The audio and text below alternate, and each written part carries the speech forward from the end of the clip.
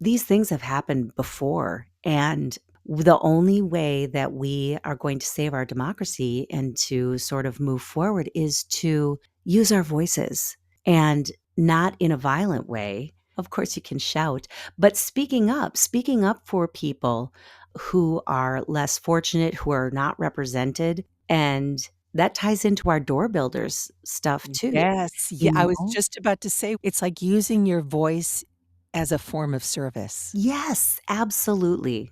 Absolutely. And Yeah. that foundation was laid there for me. Disinformation is spreading. There will be a We only have surprise so many outbreak beds. is the issue of Isn't that pandemic. how I No thought I social would end distancing college? at all. They said that they would express their concerns drastic about so the mask quickly. supply. Where's the One mask? Where's the expert glove? says a second wave is We all need some good news. This is a message for all the healthcare workers out there. Thank you.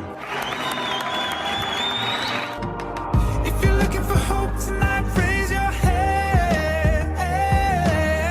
If you feel alone and don't understand, if you're fighting the fight of your life, then stand. From Santa Rosa, California, this is 19 Stories. I'm your host, Cheryl Halling. As my opening line informs you, I do not live in Minneapolis, but across the country in Sonoma County, California. I've been thinking a lot about voices lately. The steady ones, the voice that explains something complicated, and suddenly you can breathe again. The voice on stage that reminds you who you are, the voice that says, you're not alone. For almost 40 years, Teri Parker Brown has been that voice in Minneapolis. She stood on the stages of Chanhassen, the Ordway Center for the Performing Arts, and History Theater in St. Paul. She's narrated for Blue Cross, American Express, 3M, and many other name brands. She's guided people through healthcare modules, commercials, and stories. Her voice is described as warm, smart, inviting, like a best friend. And yet, she lives in Minneapolis, a place that has known beauty and tension, community and conflict. Immigration enforcement activity has increased, and as a result, protests fill the streets. But today isn't about headlines. It's about what it feels like to love a place and stay with it when things feel complicated. With deep respect, I'll be speaking with Teri about her career and what happens when the place that shaped your voice becomes unsettled and uncertain. It's also my chance to meet a fellow door builder in the Building Doors VO campaign. Created by fellow voice actor Christy Harst, Building Doors advocates for equal opportunities in the voiceover industry for both men and women. The campaign aims to foster industry-wide equity. And with that, I'll welcome Teri Parker Brown to 19 Stories. Well, hello there. Well, hello there, Teri. Thank you so much for joining me today. I'm delighted you agreed to join me. How are you doing? We're hanging in there. I think that's a good Norwegian, Swedish, that's my part of the country here. We always say, yeah, sure, you betcha. We're hanging in there. Yeah, you are. And we have so much to talk about. I appreciate that you agreed to join me, especially talking about your career, but also talking about what it means to live in your part of the country at this time. And I always like to begin with a bit of someone's story of origin, especially as it relates to their chosen profession. And in your online bio, you mentioned that ever since you were a kid, you've always wanted to be heard because you grew up in a family of 6, and even talking at the dinner table was a challenge. Yep. So please share the very funny story of what happened in high school that opened the door for you in finding and using your voice. Oh my gosh, yes. Okay. Well, I always loved theater, but I didn't just take to it right away. I was too shy, and often you would find me as an usher rather than actually being on the stage. And when I was in 4-H, when I was a kid, that is, for people who don't know, an organization in the country that you can join to show sheep, which I did. You can crochet, you can bake pies, you can do all these great things and take things to the fair, and you can raise animals and so on and so forth. We had contests where you would go and you would sing and you would perform. And my mom happened to sign up to direct one of those. And so I was given a bit of courage because my mom was doing it. So I started performing when I was in 4-H, and then flashed to a few years later in high school, and I was auditioning for Our Hearts Were Young and Gay. And it was a play that takes place in the 20s. It's on like a steamer, a ship. And Cordelia Skinner is one of the characters. And I was auditioning to be either her or her sister. And the copy was, of course, the play was in English. I mean, I was in Ellsworth, Wisconsin, but it had some French words. And so when I went in to audition, there was a place that said, oui. She was pretending to be a maid. So, Mhm. and I thought, because it's spelled, oui in French is spelled OUI, I said, ooey, ooey. And from there, a star was born because everybody laughed. And I thought, oh, well. And then later on, I learned that I kind of made a fool out of myself. But you know what? I got the part and it was really fun. That's all that matters, and actually, sometimes it is the humor that gets the part. When if you can make them laugh, you've almost got them in the palm of your hand, and I love that story. When I read it, I was cracking up, and we do have 4-H up here as well. Okay. Yeah, but I didn't know that singing was involved. Pie baking and all the things you described is a big Sure. big part of it up here, but I didn't know that performing was part of it as well. Yeah, they had, different clubs would compete against each other and they'd have a little festival and there was a drama festival. So, it's like a day where people perform their plays and then you get judged on it. And same thing with singing. We'd have like, I don't know, each club would sing like 3 group numbers or something like that. And then we would be judged on it and whoever win got the title that year. So So there you go. there you go. Now you know. Now I know. And you went on to describe how living in a rural area in Wisconsin led you to reading a lot of books Oh, after yes. your chores and Barbies because there wasn't a lot to do. So, Yeah.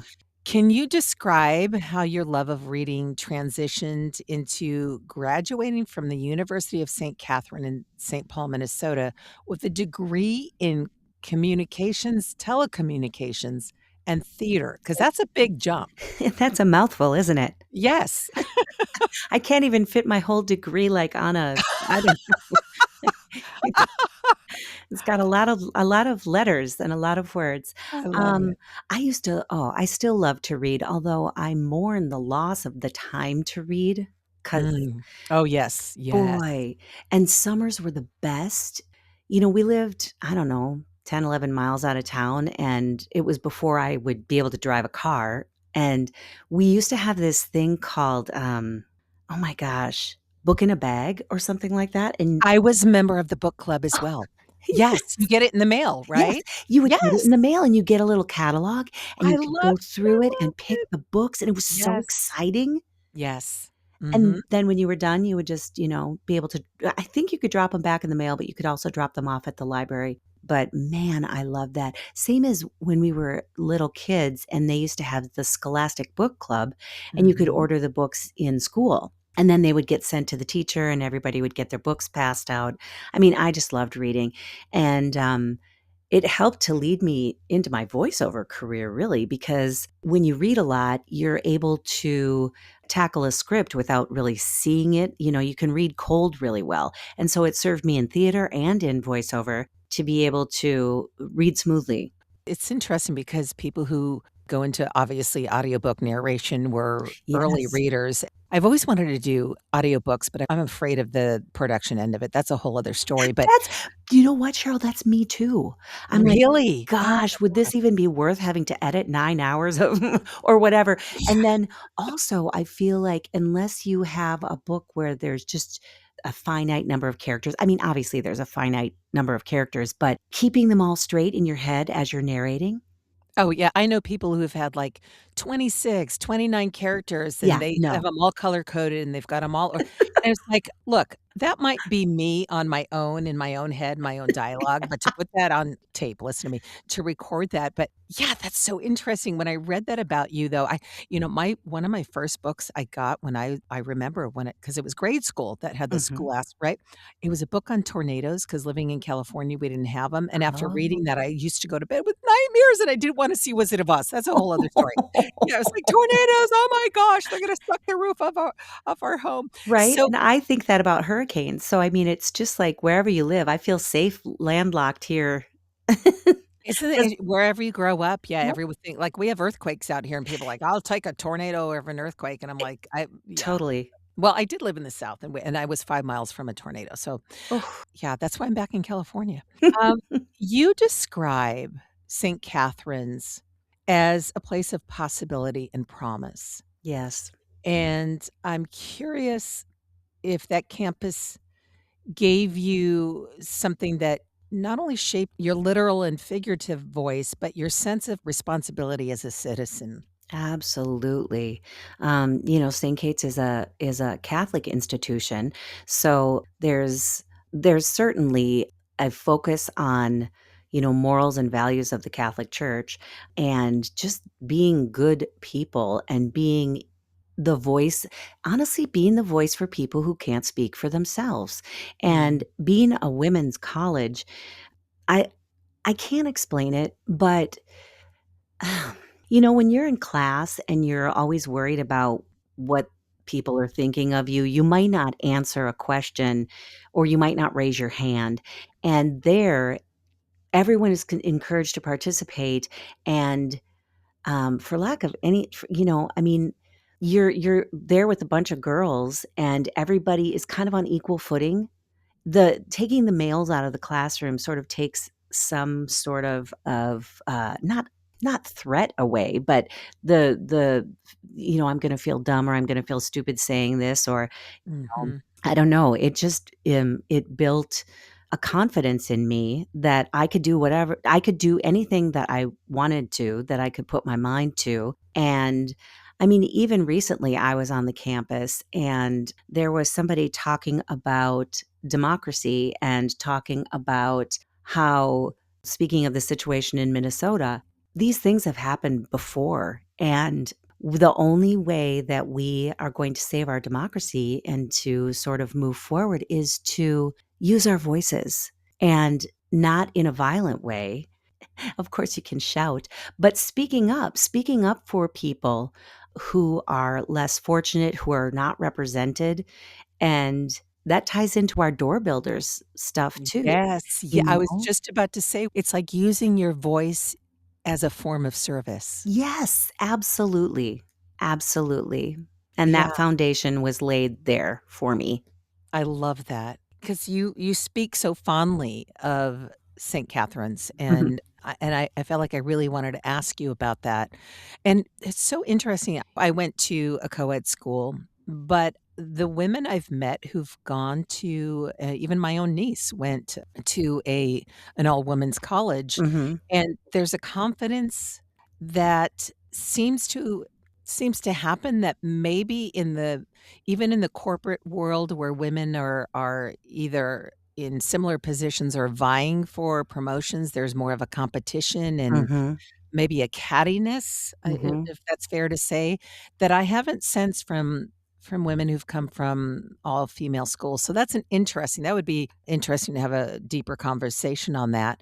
And you've worked in theater for over 20 years, Yeah, long time. musicals in particular, Mhm. which as a singer, you talk about how it's given you the ear for rhythm and melody to the spoken word and certainly being an avid book reader. And your voice, as I described in your intro, warm, it's also informed, inviting, almost maternal, and now listening to you, because this is the first time we've chatted. Do you think that evolved intentionally, or did it find you? I think it was always in there somewhere, and just I mean, you grow in wisdom, you grow in experience, and I think your voice is informed by that. So, my voice in fact, somebody sent me a clip the other day of something that I did, like 14 years ago, and it was actually an on-camera piece, and I listened to my voice in that, and I sounded so young. And, if you can even imagine, like, what a young voice sounds like versus an older voice, and I thought, "No, Mhm. now I have more gravitas, I have more wisdom, and I'm, you know, I'm more ready to share it." Yes, I love that. Yeah, I hear because I began in radio when I was really young, Mhm. and probably about 5 years ago, I came across a tape. Yes, a reel to reel, and, anyway, long story short, I heard my voice, and I was like, "Who is that? Who Right? is That's that what I there?" thought too. You and I are similar age. So, yeah, I remember the reel to reels. I learned that in college because that was part of my degree was to learn how to edit the reel to reel. And Mine as well, yes, with splicing the tape and, yes, oh my gosh, making the wrong splice, and you have to tape it back together, and so much work. so ma and the carts and all that, oh my gosh, oh my gosh, we have so much to catch up on when I we're not doing know. this. So, in healthcare narration especially, you're speaking to people in really vulnerable moments, Yeah. who are relying on the voice that they listen to really inform them and guide them. And I'm sure we've all heard voices that absolutely didn't, it's like when you have men talk about feminine products. So, what have you learned about empathy from doing that kind of work? Well, again, some of that just comes with age and experience because you've gone through some of it. I Mhm. know people who Yeah. have had cancer. I know, and I guess I put myself in their shoes in the kind of way that I would want to hear about something very scary and something that might be able to help me, whether it's a medicine or a procedure and to just comfort and take the fear out of that situation for them, you know? And like I said, I just think that comes from being a mom and being older now that I know what it takes to and I've been through it with people. It's so interesting you mentioned that because I think of opportunities that come to us when they come to us and, if our younger selves were to receive them, would we have the literal and figurative voice to bring to the mic? And I do hear things sometimes and I'm like, do the advertisers really know their audience? Because that is such a young voice to be speaking about. I agree. Okay, so you know what I'm talking Yes, I about. do. Mhm.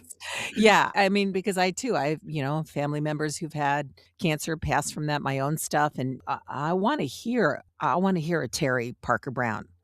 I don't wanna hear someone who's, like, 20 years old going, it's like, I always applaud when, any woman gets work, but Right. certainly someone who's got the wisdom to bring to that topic. And speaking of that, a little over a decade ago, you performed in The Diary of Anne Frank Yes. at the Park Square Theater in Minneapolis, Mhm. and I believe that most people are aware of it, but if they're not, it's a poignant real life drama that intimately portrays the 2-year hiding of 8 people during World War II, including Anne Frank, who wrote the diary, and she was 13 at the time, before they all ultimately perished in concentration camps. And it's a story that asks audiences to confront persecution and humanity, and I'm wondering if that role echoes any truths for you in today's climate. Oh my goodness.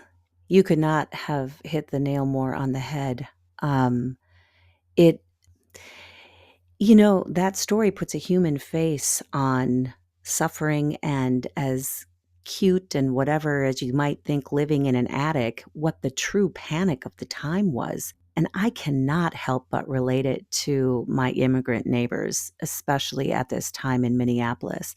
I mean, there are still people who won't come out of their homes because they're afraid of being taken. And Ah, some of the images, I don't know if you've seen some of the stuff that has Oh, come yes. out. Oh, Yeah. yes. Yeah.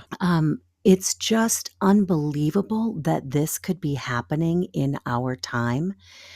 And, it doesn't matter if you are here illegally or legally, we all deserve to be treated as human beings. We are human beings. When you start treating other people like animals, and herding them up and rounding them up and throwing them in a building with no sanitation and barely any food. And, I mean, this really speaks to these are like the Nazis, and the folks who shot Alex Preddy and Renee Good, their faces were covered. Some of them, we know who they were, and maybe someday they'll, their families will get justice.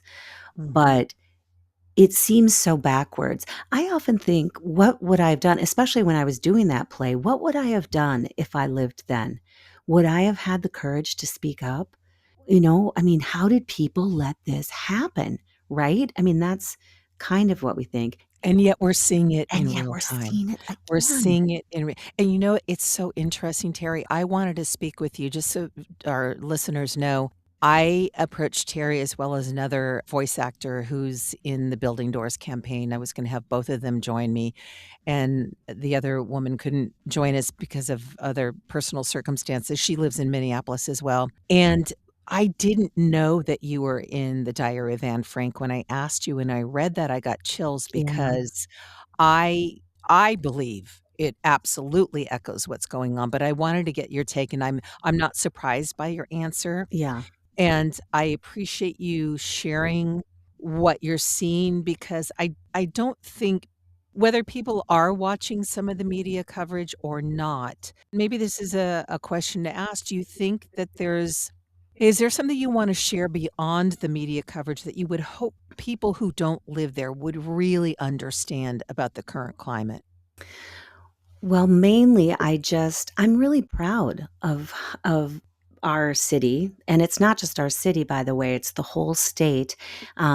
Luckily in Minneapolis, we have the people and the resources, but if you go, and I say resources by we gather, we I'll talk about those couple of things in a minute, but people outside of the city, there's a packing plant where in a small town where most of the people that are there have been working in that packing plant, and then they just come in and they take them all away, and that's huge. It's huge for the people in the community, and they don't have the numbers to protest like we do, Mhm. you know? Um, and there's so much economic damage that has been done. I'm in a choir, and I was talking to the choral leaders, and they said that the state choral convention that was to be held in Minneapolis has been canceled now, and the state Oh, honors program. So these kids who are, seniors and had always hoped to go to state honors choir, nope, it's they're not gonna have heartbreaking. it this year. So heartbreaking. Conventions are canceling. I also work in a food delivery with a friend of mine, and there are food deliveries that are canceling because people are saying it's not stable in Minneapolis, and we don't wanna come there anymore. We don't wanna send people there anymore. And then you look at the immigrant businesses and the businesses that are nearby where these folks were shot in South Minneapolis. All of us are being impacted by this. Whoever you are, our whole state is being impacted by this. So, and to the people who say that, well, people who are undocumented, they should be rounded up and taken away. But there is no care in this process that's happening. And that's where I was talking about we are all human beings. There are Yes. processes in place. Yes, the immigration system needs improvement, but I had 2 coworkers taken. One of them, Oh. he was taken in December, and he was on a U visa, which means that if you went back home, it would be very dangerous for you. Mhm. Your life would be in danger, and, Sure, 'cause these are people seeking asylum. That's why they're exactly, here. Yeah. exactly, and, the last I heard, he was being sent back. He was taken to Tennessee, and these people, a lot of them are taken out of the state before they can even apply for legal help, and so now with the cold ones, drawdown with people leaving the state, we have a mess. We just have a mess, both economically and, like, mental health-wise for these people, and, immigration-wise, for these people to get representation, to come back home, because a lot of them went to Texas, Tennessee, and that's where I really have a problem with that the care is not being taken to deal with people in a human and humane way. There were people who are being detained and were sent back to the Whipple building here, and they're let go, and they were turned out in the cold. We were speaking about the weather before. Mhm. The very cold weather. They had come back from Texas. They had no coats, they had no documents, they had no phones, and they just turned them out the door. I heard that the same thing happened with there's been at least half a dozen babies, children under 1 years old, same thing happening, and Terry, I really appreciate you speaking to this because I've heard people even in my midst say, "Well, if they would just give up the people who are illegal or the criminals, this wouldn't be happening." I'm like, That's not true. thank you. I can say that, and I don't have any clout with that. You Yeah. live there, you're seeing it firsthand, and when you say your coworker, listeners who are not in voiceover, a lot of us work, either part-time jobs, full-time jobs in addition to doing our voice work. So what is the work that you were speaking of? That was part-time work, well, it's full-time, it's every day, but it's the catering company that I work for, and, Ah, okay. so a lot of food service was impacted, I'm telling you. Restaurants have had to, change their hours, they've had to lock their doors and just let people in as they come because, so the economy for those places has really been hit hard as well. It's not just illegal people, you know what I mean? I have another actor friend that I was in a show with years ago. He's a legal citizen here, but the cold ones still came to his building and they were outside. And with the people who are actually out there filming and being conscientious, like constitutional observers, that has been so important in all of this Mhm. because otherwise we would never know what really happened. I'm sure people have seen the videos of Renee Good and Alex Preddy, both citizens, and they were just, I don't know.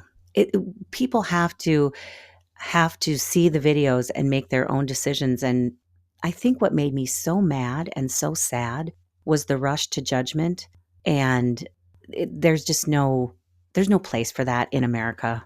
Again, really appreciate you speaking to this because I think these are conversations we need to hear more of people who are living in the trenches, so to speak, and seeing firsthand the depth of how you described your community being affected. I think anybody really paying attention would understand that. But I've heard some of the really positive things, if you could say that coming out of it, is how your communities have bonded together to Yes. provide food, to provide medical care, to provide transportation, to come together and take care of those who are living in their In figurative fear. addict, Yeah. living in fear.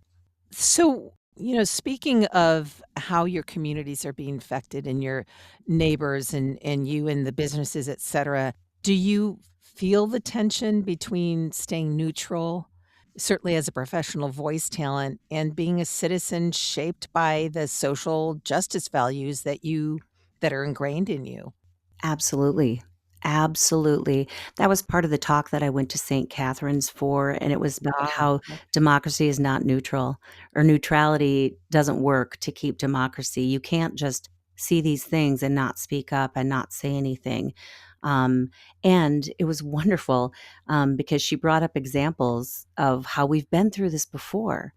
And the reason why they're not getting away with it or they're not able to spin a new narrative, even though they're trying, is because people are standing up, they are filming, and we have to because this is our country and this is the United States of America. I never thought in my lifetime we would be ever. questioning, and you know what? It's really been making me feel how much I take it for granted or took it for granted until now.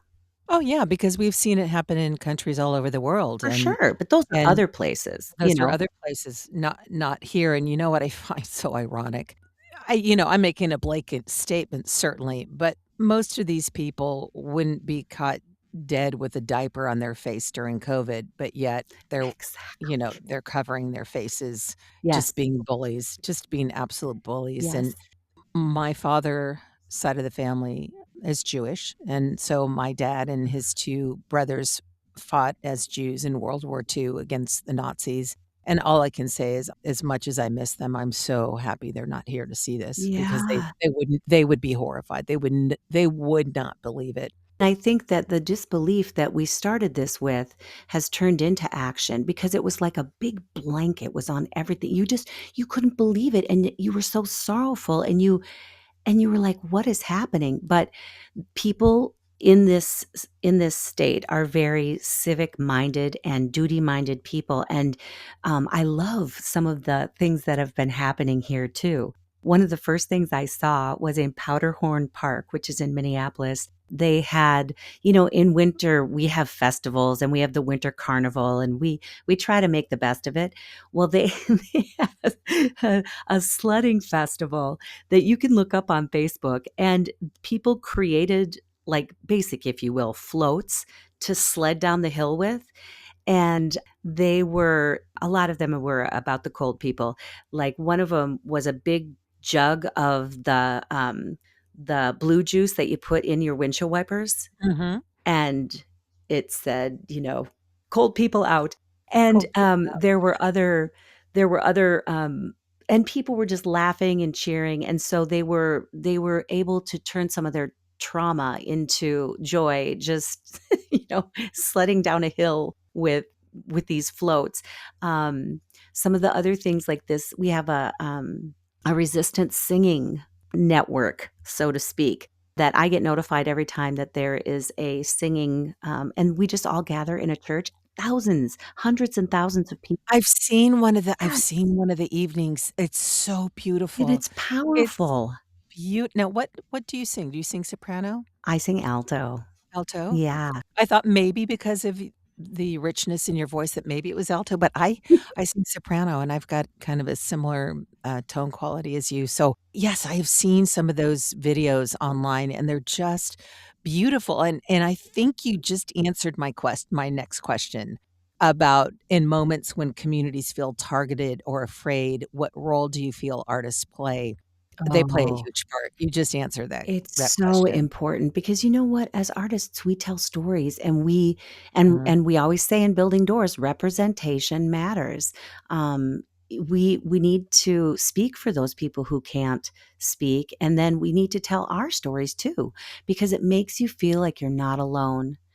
And that is, we're human beings. I think we learned during COVID, we're not meant to be isolated. We're not meant to be alone.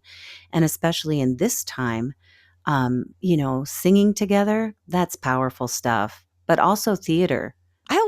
You know what? I just love my voiceover guests because I always feel like they're looking over my shoulder. It's because we know stories, Yeah. and so you know kind of the flow of a conversation, and so I'm so glad you mentioned theater because one of the other musicals you've been in is Sister Act, Yes. and its central themes are sisterhood, solidarity, finding your voice in unexpected places, and curious if performing in that show feel symbolically in how you ultimately found your voice and how you're finding it now. Yeah, that was a really fun show. I did it twice, actually. We brought it back because it was so popular. Oh, cool. I Cool. love that. And, you get a bunch of women dressed as nuns in a dressing room. I mean, only fun things happen. Have you seen the is it on BritBox? Yeah, BritBox, Sister Boniface. No, I haven't. Girlfriend. Oh my gosh. My husband and I really were kind of British TV junkies. We Love don't it. watch much American television. No knock on any of my fellow American actors, but it's brilliant. She's a nun, and she's, kind of a forensic Oh, I pathologist, love if it. you will, and she's quirky as all get up. She is just quirky, and it's so much fun. So, yeah, look up Sister I Boniface will. We're always looking for a good thing to watch. on BritBox. So, Okay. I think you've answered this already, having gone to St. Catherine's, but after living in Minnesota for nearly 40 years and seeing so many challenges, and especially the past 6 years and since George Floyd, and certainly now. What faith or skill sets keep you hopeful? Well, I think we learned something during George Floyd, and we learned how we could come together. And I just think when everything seems overwhelming, if you just do one little thing and just talk to one person, and you'll find out that you're probably not alone. These don't have to be big, huge things that we do. They can just be small things of caring for another person that you meet that day in whatever way that is. Showing humanity and being kind, you know. Mm, One thing I've noticed since this has all begun is that people really look over their shoulder. They pay more attention when you walk by. You know what I mean? Because they're looking up to mhm. see, is something going to happen? There's like an expectancy there now that wasn't there before necessarily in the same way. And I think even just a smile or um, just being kind. Kindness goes a long way, It and I does. always have an amen in this show, and that's gonna be there may be another one, but that's definitely an amen, is to be kind. It's so desperately needed right now because it would be easy to, while trying to be engaged and stay compassionate and informed, it's hard also not to be hardened. Yeah. And kindness goes a long way, so thank you for saying that, and if Minnesota had a story to tell about itself right now, what would it be? Resilience. Ooh, yes, Yeah. yeah. Have you, seen the resistance loon? Loon? The loon is our state bird, and, someone out of Moorhead, it was a web designer, created this logo, and it's the loon with its red eye, because loons have red eyes, to those who don't know. They're a very beautiful, bird, but it's based off of the Rebel Alliance from Star Wars. And so it's the resistance loon. You can look it up, and there's tons of I'll have to logo look it up. wear, and, that's another way of showing our solidarity. That might go in your promo reel. I'm gonna look that up. I might have to take a picture of I'm that and put wearing the that. sweatshirt with it on right now. Oh my gosh, you're gonna have to take a picture and send it text it Okay. to me. I wanna see it. No, actually, if you have it on, I'll put you wearing it. So, Okay. yes, that'd be brilliant. I won't have to take, that'd be wonderful. Thank you. No, I wasn't familiar with it. And so, I guess that's what hope sounds like to you then? Hope is Is kindness, yeah, and yeah, kind of breaking things down to the most basic level that we're all human beings, and we all deserve to be given, a chance and respect and just to be treated like a human being. it sounds so simple, I know. and yet when, and it really is. I mean, anything that we break down, there's that KISS factor, the keep it simple, stupid. I don't like the stupid part of it, but keep it simple. And when we break it down in, like what you said, with kindness or a smile or just helping out your neighbor, because we never, especially where you live, well, I think in our nation as a whole, we never know what burdens people are carrying. No, Never. absolutely. And if we just take an extra moment to be kind to one another, it may just be the very difference that someone needs for that day. And Mhm. um, I just love everything that you've shared, and I think you've answered it, but I'll ask it because there may be something else, for those of us who are not native Minnesotans. What would you like us to understand about this time in your city and state, about, maybe other ways you're showing up for each other and how we can support you from afar? Oh, well, there are many organizations, obviously, that you can donate money to. As I was mentioning, as the drawdown has gone on, although people will tell you they're a little bit suspicious if that's really happening, but I have noticed a difference in it's just like a collective sigh. Um, So you are feeling we that. are I don't feeling mean to it. We interrupt are you. feeling You it. are, good. There is a Okay. great need for immigrant lawyers and for I'm trying to remember the defense. There's an organization that helps to defend these people because they didn't get a chance to even get legal representation before they were shipped away. And so that would be a way to contribute. But mostly, what I want you to know about Minnesota is that this is not going to stop here, and we have to be attentive to each other all over in the world, and know that this injustice will maybe be in your city, and that there are ways that you can witness to it, so that I don't know, so that it doesn't. Sorry, can you hear my dog whining? Sorry, That he's distracting that's me. okay. No, it's hey, look, folks, it's a live recording, so yeah, that's fine. I love it. I What's went your off dog's the name, rails by the way? there. I went What's off your the dog rails because I was trying to figure out how to keep him quiet. what's his name? His name is Remy. Remy. Oh, I love it. Hey, Remy, shout out to Remy. Ow! Anyways, I was just going to say that this could happen where you live too, and I'm sure there are people here in Minnesota who would help you organize, because you need to organize and you need to speak up for people who can't. Beautiful. Beautiful. And if you wanna forward me some organizations that you know of I that are will. having I would love to include that in the show notes. So anyone listening who wants to contribute and be of assistance, that they can. Mhm. And I can't believe we're coming to the close of our hour together, Tara. I've really enjoyed and appreciated this time with you. And my final question is, if there was a soundtrack to your life or this particular time in your life, what would it be and why? Oh my goodness. Well, I immediately went to Prince, being from Minneapolis. I was thinking that. I was already thinking that, but that sounded almost cliche. So that's okay. It's your answer.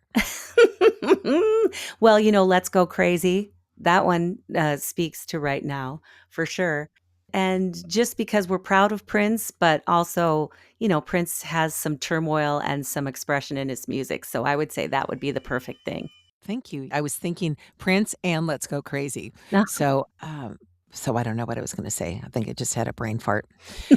What I was gonna say, Teri Parker Brown, thank you for joining me today, sharing a bit about your 4 decades of using your voice for we didn't really talk about the corporations, I mentioned it though, but classrooms, theaters, and certainly in your community right now. And I'm grateful that we've been able to go a little bit deeper than what folks have maybe heard in their local media to talk about how storytelling can humanize what politics divides, Yes.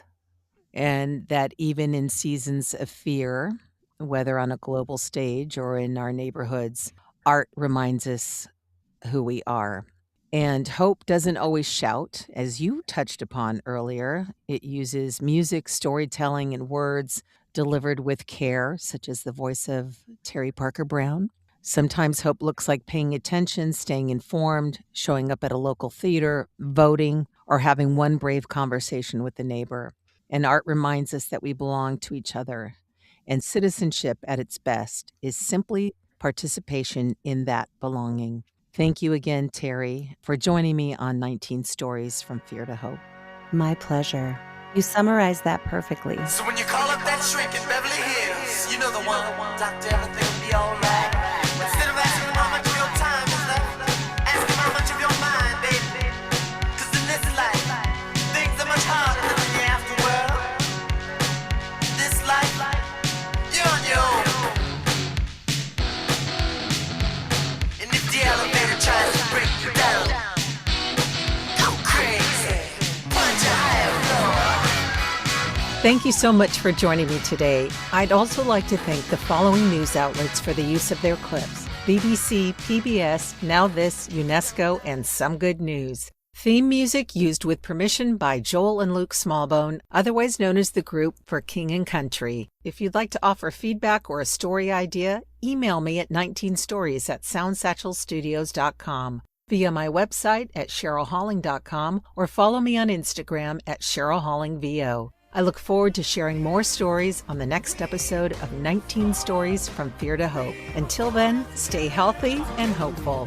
Dangerous. Together with our differences, together we are bolder, braver, stronger.